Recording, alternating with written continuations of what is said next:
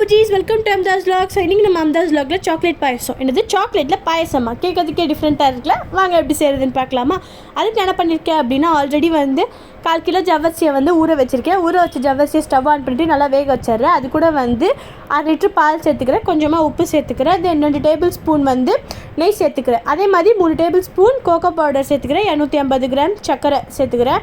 அது நல்லா மிக்ஸ் பண்ணிடுறேன். மிக்ஸ் பண்ணதுக்கப்புறம் நல்லா கொதி வந்ததுக்கப்புறம் இந்த சைடு என்ன பண்ணியிருக்கேன் அப்படின்னா 50 கிராம் பாதாம் முந்திரியை குட்டி குட்டியாக கட் பண்ணி வச்சுருக்கேன். அதையும் உள்ளே போட்டு நல்லா மிக்ஸ் பண்ணிடுறேன்.